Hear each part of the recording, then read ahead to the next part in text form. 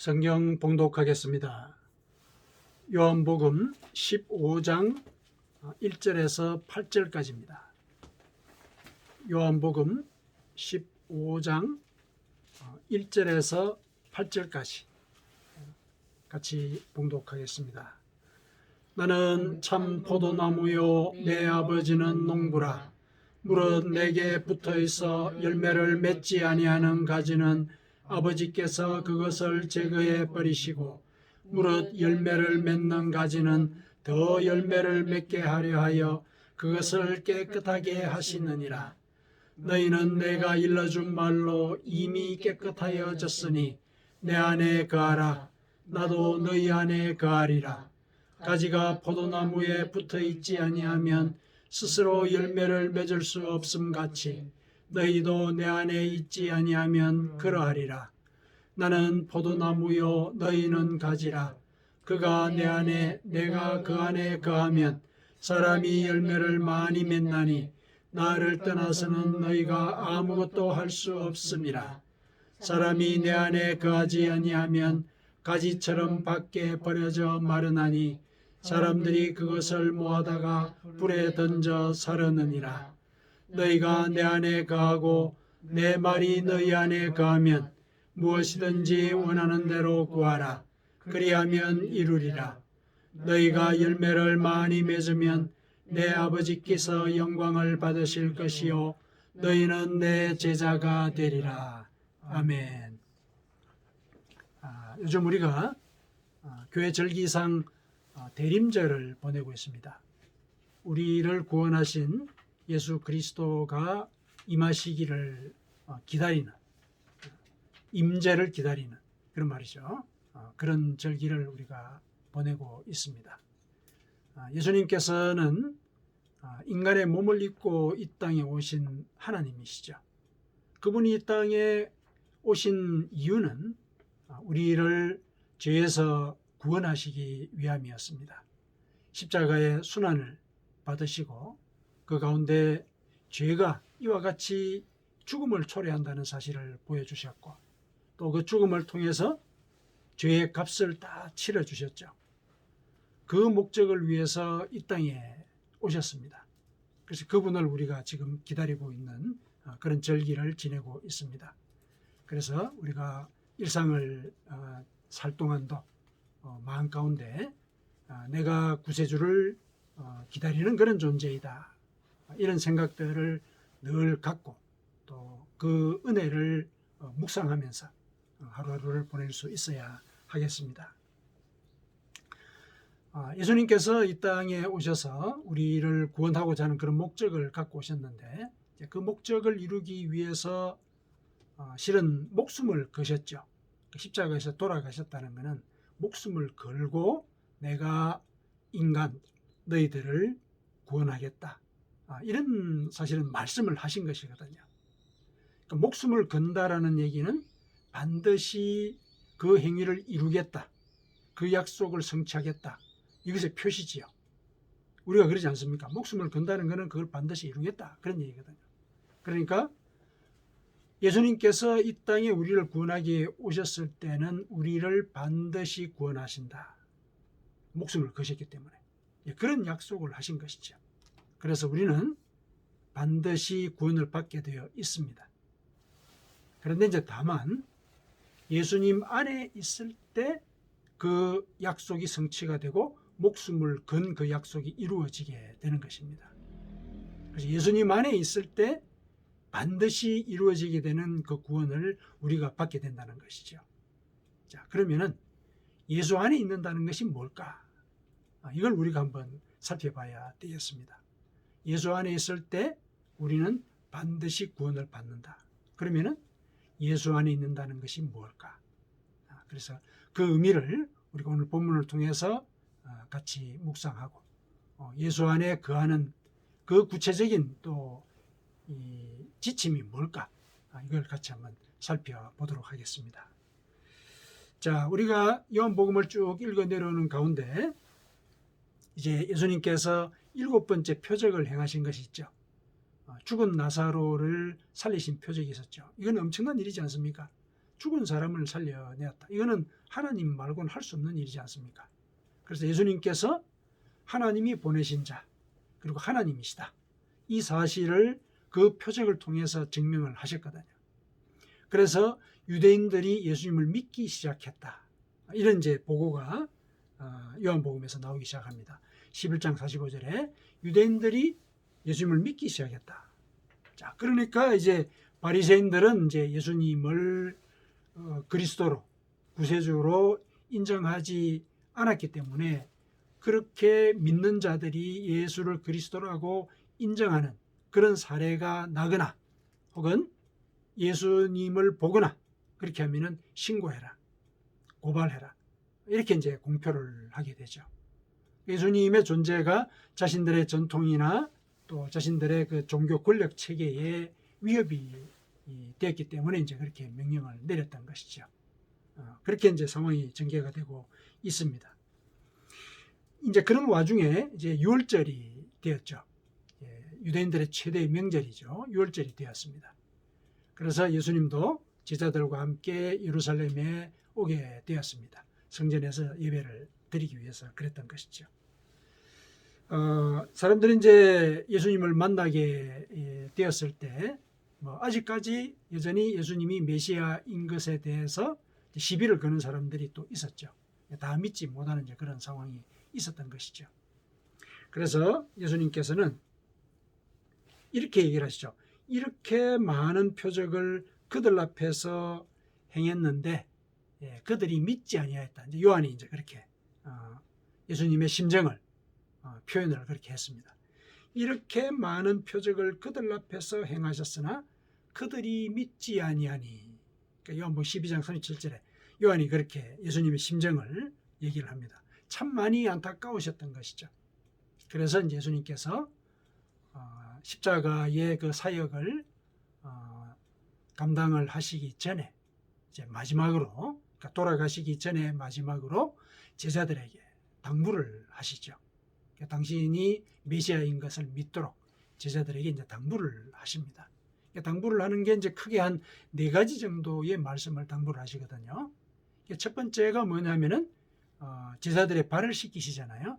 발을 씻기시면서 서로 사랑해라. 내가 너희를 사랑한 것 같이 너희도 서로 사랑해라. 이렇게 당부를 하세요. 그 다음에 두 번째 당부하신 말씀은 뭐냐면은 내가 구원의 유일한 길이다. 내가 구원의 유일한 길이다. 왜냐? 내가 길이요 진리요 생명이기 때문이다. 나를 떠나서는 구원의 길이 없다. 이렇게 또 일러주셨어요. 그리고 세 번째는 내가 구원의 길이기 때문에 내 안에 거하면서 영적인 결실을 많이 맺도록 해라. 영적인 결실을 맺는 것이 참 중요하다. 그게 너희들이 살아있는 동안에 할 일이다. 이렇게 이제 세 번째로 일러주셨죠. 그리고 네 번째는 그 모든 과정 속에 성령이 너희를 도울 것이다. 너희들의 힘으로 하는 것이 아니다. 성령이 너희들에게 와서 영적인 결실을 맺도록 도와줄 것이다. 이렇게 성령에 대해서 얘기를 하시면서 이제 당부를 하시죠. 그러면서 하나님께서 이와 같이 너희를 구원하고자 하는 것은 너희를 사랑하기 때문에 그렇다. 직접 이제 하나님의 뜻을 일러주셨어요. 하나님이 너희를 사랑하신다. 이런 말씀을 일러줘요. 자, 그렇게 이제 얘기를 말씀을 하게 되니까 이제 제자들이 그제서야 믿게 되었다. 이런 얘기를 해요. 제자들이. 그게 요한복음 16장 30절에 나와요. 우리가 지금에야 주께서 모든 것을 아시고 또 사람의 물음을 기다리시지 않는 줄 아나이다. 이로써 하나님께로부터 나오심을 우리가 믿사옵나이다. 이제서 예수님이 메시아인 것을 믿는다 하고 제자들이 이제 고백을 하죠. 그래서 그 고백을 들으시고 예수님께서는 이제 그 제자들과 또 제자들을 통해서 믿게 될 사람들, 우리들이죠. 이들을 위해서 마지막으로 기도를 하시죠. 기도를 하십니다. 그게 요한복음 17장에 예수님의 기도가 쭉 나오죠. 그러고 난 뒤에 예수님의 십자가 순환이 이제 시작이 됩니다. 마지막 당부를 이제 하신 말씀들이 이제 그렇게 한 4가지 정도가 있고, 그 당부를 하신 뒤에 이제 돌아가시게 되었다는 것이죠. 오늘 본문은 예수님께서 하신 그 마지막 당부, 세 번째 당부죠. 세 번째 당부와 관계가 있습니다. 그러니까 내 안에 거하면서 영적인 결실을 많이 맺어야 한다. 그 당부를 하신 말씀이 오늘 본문의 말씀인 것이죠. 자, 본문을 한번 보시죠. 본문에는 이제 예수님께서 비유로 말씀을 하신 것이잖아요. 1절에 보니까 나는 참 포도나무요 내 아버지는 농부라 이렇게 얘기했습니다. 제자들은 가지라는 얘기죠. 제자들은 가지입니다. 포도나무의 가지라는 얘기죠. 이 비유는 여기에 언급된 각 존재들, 그러니까 예수님과 그리고 하나님과 그리고 제자들의 그 역할을 일러주고 있죠. 나는 포도나무고 하나님은 농부고 너희들은 가지다. 그 역할들을 다 알려줬죠. 그리고 역할만 알려준 것이 아니라 그 역할이 서로 어떻게 연결이 되는지 그러니까 역할이 구성하는 그 관계, 이런 것들을 이제 이 본문에서 이 비유가 일러주고 있지요. 하나님은 농부처럼 포도나무를 돌보는 그런 역할을 하시죠. 그 다음에 예수님은 포도나무로서 양분을 공급하는 거죠. 가지가 열매를 맺도록 양분을 공급하는 그런 역할을 하고, 그 다음에 가지들은 그 양분을 받아서 열매를 맺는 그런 역할을 하게 되죠. 그렇죠. 그래서 농부와 포도나무는 가지가 열매를 맺도록 돕는 그런 역할을 합니다. 그러면 이제 가지는 그 도움을 받아서 결실을 하면 되는 것이죠. 자, 이렇게 보면은 이 삼자의 역할을 가만히 살펴볼 때 이 삼자는 그 관계가 목적지향적이다 이렇게 볼 수가 있습니다. 어떤 목적입니까? 가지가 열매를 많이 맺도록 하는 그런 목적으로 서로 연결이 되어 있죠. 그렇죠? 농부가 포도나무를 돌보는 이유도 사실은 뭡니까? 열매를 많이 맺기 위한 것이죠. 그리고 포도나무가 이렇게 양분을 빨아들여 가지고 이렇게 잎도 내고 햇빛도 받아들이고 이렇게 하는 이유가 뭐냐? 열매를 많이 맺도록 하는 것이죠. 꼭 가지가 그 앞에 예를 들어서 뭐 열매 조그마한 그 종자들을 갖다가 이 조그마한 이 조짐이죠. 조그마한 것들을 이렇게 맺는 그 이유가 뭡니까? 그 알을 키우기 위한 그런 이제 목적들이 있는 것이죠. 그러니까 이 삼자는 결국 열매를 맺기 위한 이런 목적으로 관계가 구성이 되어 있는 거예요. 그렇죠? 그러니까 이런 목적 지향적인 관계로 구성이 되어 있는 것이죠. 이걸 이제 영적으로 얘기하면은 우리가 영적인 결실을 많이 맺게 하는 것. 궁극적으로 그게 구원이죠. 궁극적으로는 영적인 결실을 많이 맺게 하는 그것으로서 하나님과 예수님과 우리가 연결이 되어 있다는 거예요. 이런 목적 지향적인 관계로 우리는 연결이 되어 있다 하는 걸 이제 이 오늘 비유가 얘기를 해주고 있습니다. 그것이 우리의 공동 목적이라는 거죠. 자, 이 공동 목적을 우리가 확인을 했을 때 그럼 이 목적을 이루기 위해서 뭘 해야 되느냐? 예수님 일러주셨죠. 나를 떠나서는 안 된다는 거죠. 내 안에 거해라. 그죠? 내 안에 거해라. 그래야 열매를 많이 맺는다. 4절에 이제 그렇게 얘기하신 이유가 열매를 많이 맺기 위한 그 공동의 목적, 그걸 이루기 위해서는 내 안에 거해야 한다. 이렇게 얘기를 했죠. 내 안에 거하지 아니하면 가지처럼 밖에 버려져서 마르게 된다. 이렇게 얘기하죠. 그래서 사람들이 그걸 모아다 불에 살라버리게 된다. 그러니 내 안에 있어야 된다. 6절에 이제 그렇게 얘기를 하고 있죠. 그래서 예수님 안에 거하게 되면은 영적 결실을 맺게 되고 농부인 아버지께서 영광을 거둔다. 기뻐하신다는 거죠. 농부가 열매를 많이 맺으면 기뻐하잖아요. 하나님께서 우리가 영적인 결실을 많이 맺으면은 영광을 받으신다는 거죠. 기뻐하신다는 거예요. 그리고 제자들은 하나님의 뜻을 따르는 자로, 예수님의 뜻을 따르는 자로 인정을 받게 되는 그런 결실을 또 얻게 되는 것이죠. 이것이 이제 오늘 본문에서 일러주고 있는 그 내용의 전반적인 줄거리이죠. 자, 그러면 이제 우리가 살펴봐야 될 게 왜 예수님 안에 거해야만 결실을 맺게 되느냐? 그것부터 우리가 살펴봐야 되겠습니다. 내 안에 거하라고 얘기하셨는데 왜 그 안에 거해야만 우리가 열매를 맺느냐? 자, 첫 번째는 예수님이 참 포도나무이기 때문에 그렇습니다. 참 포도나무. 포도나무라고 하는 것은 성경에 보면은 이스라엘 백성을 가리키는 그런 그 상징물로 많이 사용이 돼요. 특히 구약에. 신약에서도 예수님은 또 포도나무를 이스라엘 백성을 가르치는 그런 상징물로 사용하기도 하셨어요. 그런데 구약에 보면은 포도나무로 상징되어 있는 이스라엘 백성들, 그들의 그 믿음의 상황들, 이런 것들이 사실상 구체적으로 많이 드러나거든요. 이사야서를 보면은 이제 대표적으로 나옵니다. 하나님이 이스라엘 백성을 선택을 해서 제사장 민족으로 만들지 않았습니까? 그걸 갖다가 이사야는 뭐라고 비유적으로 설명하느냐면은 하나님께서 기름진 산에 포도원을 만드시고 그리고 거기에 극상품 포도나무를 심었다. 이렇게 얘기를 합니다. 극상품 포도나무를 심었다. 그리고 돌보신 것이죠.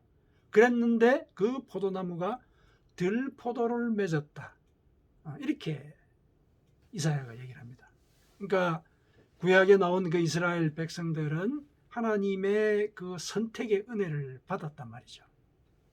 극상품 포도나무로서 선택을 받았단 말이죠. 그랬는데 맺어야 되는 이 포도 열매는 이게 참 달고 좋은 포도나무는 열매를 맺지는 못하고 들포도, 신포도를 맺었더란 얘기죠. 그러니까 그 구약에 나오는 포도나무는 실패한 포도나무인 것이죠. 그런데 예수님께서는 당신을 일러서 나는 참 포도나무다 이렇게 얘기하셨단 말이죠. 그러니까 내 안에 거하면은 참된 열매를 맺게 되어 있으니까 내 안에 거해야 된다 이렇게 얘기를 하는 거예요. 그럼 왜 예수님은 참 열매를 맺으신 분이라고 얘기할 수 있느냐? 예수님께서 직접 이렇게 얘기를 하셨죠. 나와 아버지는 하나다. 요한복음 10장 30절에 나와 아버지는 하나다. 그렇게 얘기하셨죠. 그러니까 내 안에 거하면은 아버지의 뜻대로 열매를 맺게 된다는 거예요. 당신이 그렇게 얘기를 하셨거든요. 그리고 또 친히 이렇게 얘기하셨죠.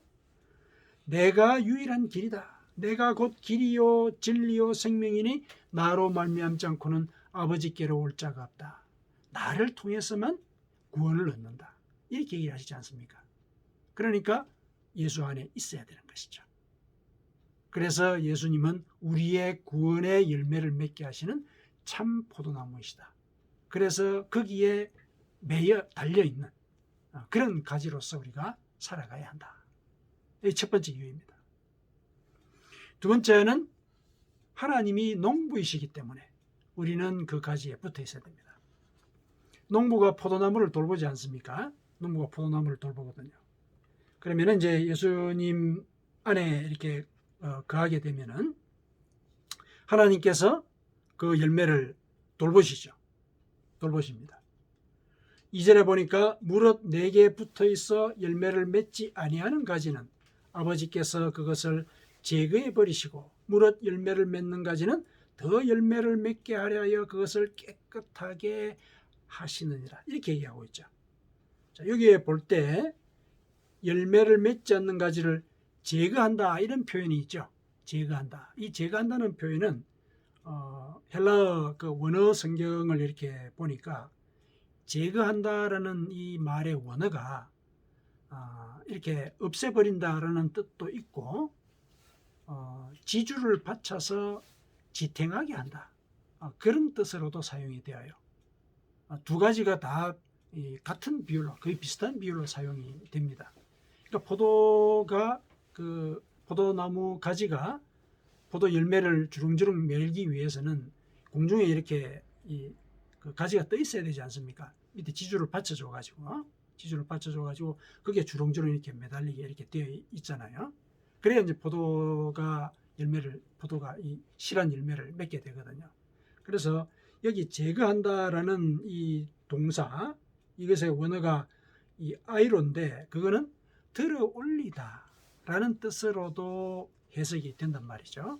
여기서 농부가 이 포도나무를 이제 돌보는 그런 과정을 설명을 할 때 여기서 제거한다라는 표현은 오히려 지주를 바쳐서 지탱한다 이런 의미로 이해하는 것이 좋습니다. 왜냐하면 제거한다는 얘기는 뒤에 나오잖아요.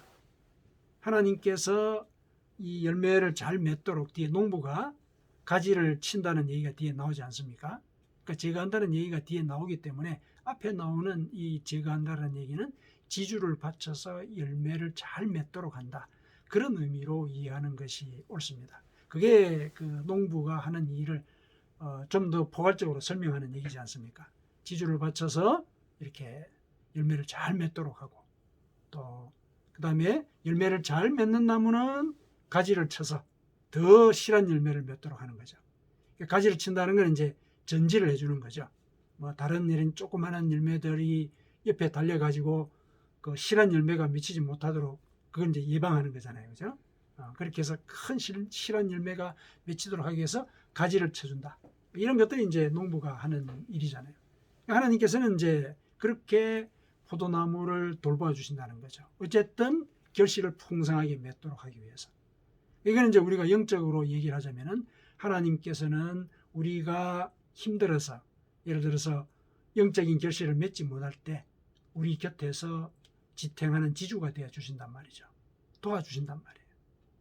생계의 어려움이나 또 영적으로 공고한 상황에 빠졌을 때 성령을 통해서 우리를 지지해 주신단 말씀이죠. 그 다음에 우리가 열매를 잘 맺다가도 실은 그 열매를 잘 맺지 못하게 하는 습성이나 또는 그 유혹들이 있을 수 있거든요. 그럼 거기에 빠지기도 해요. 그러면은 그런 문제에 대해서는 또 가지치기를 해주시는 거죠. 예를 들면 회개하게 하신단 말씀이죠. 회개하게 하신다. 가지치기라고 하는 것은 우리에게 있어서는 회개하게 하시는 그런 돌봄이라고 생각을 하시면 되죠. 이렇게 해서 우리가 이 영적인 결실을 많이 맺도록 그렇게 하나님이 돌봐주시기 때문에 그 나무에 우리는 붙어 있어야 되는 것이죠. 그 나무에.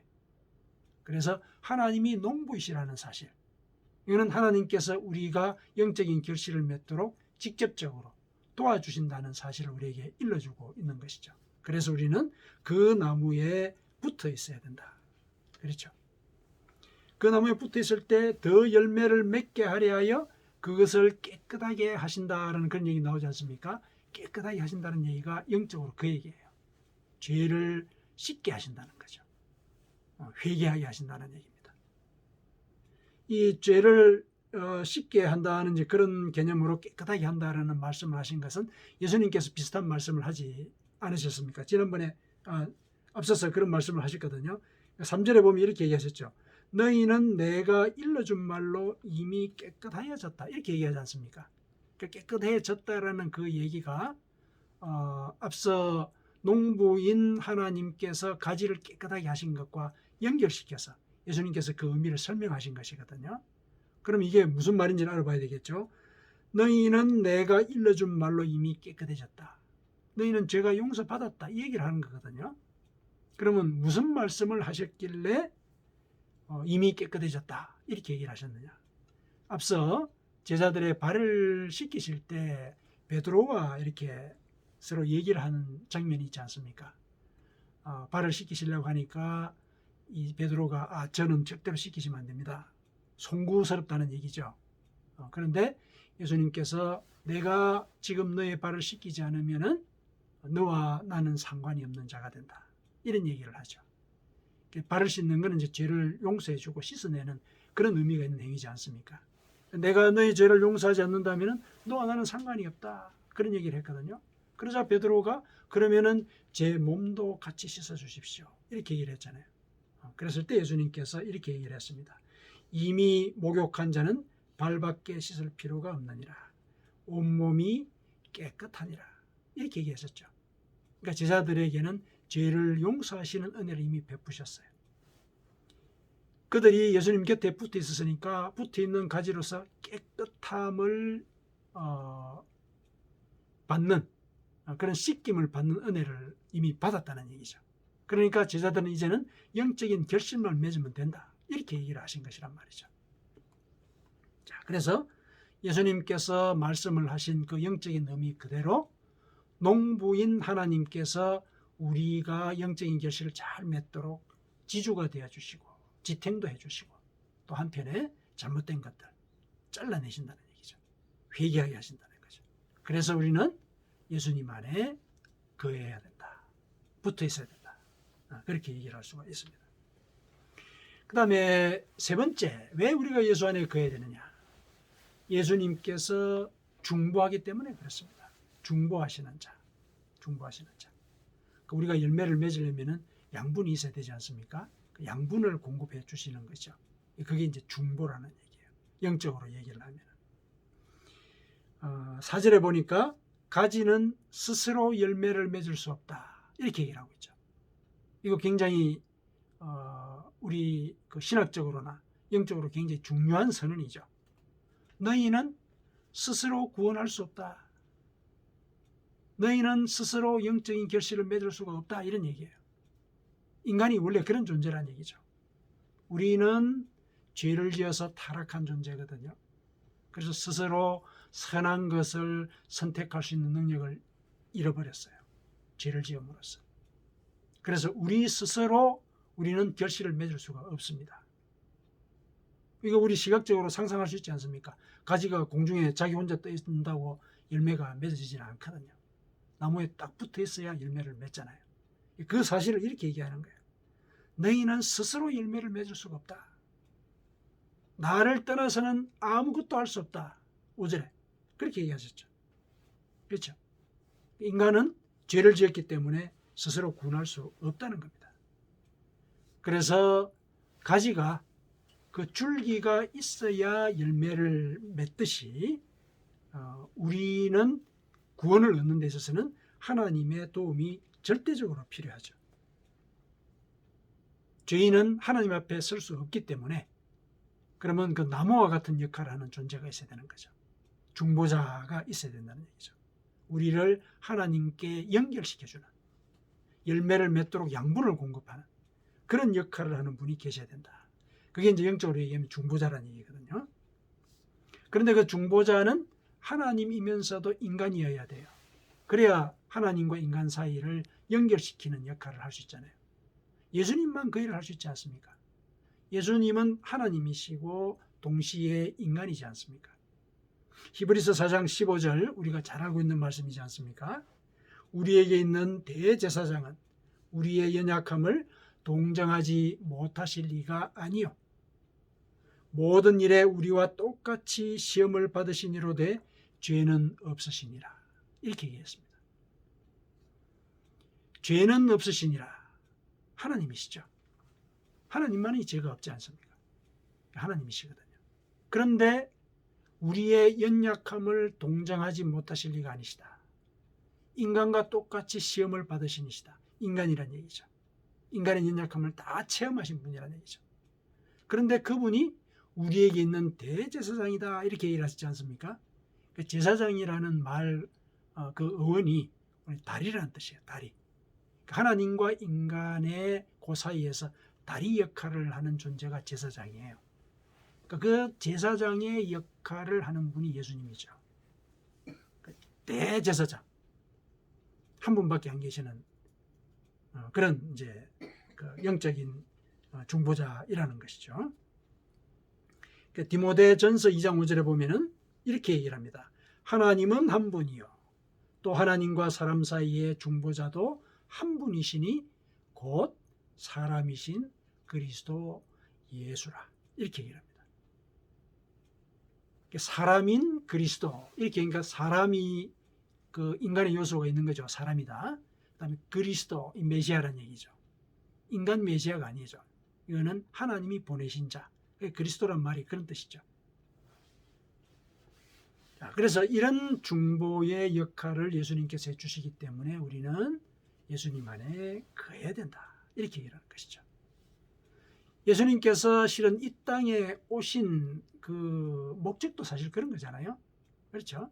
목적도 그렇습니다. 그리고 예수님께서 탄생하셨을 그때 천사들이 나타나서 찬송한 그 가사가 있지 않습니까? 찬송한 그 이 말씀들이 있지 않습니까? 그 말씀을 볼 때 이미 예수님이 중보자의 역할을 하도록 되어 있었구나.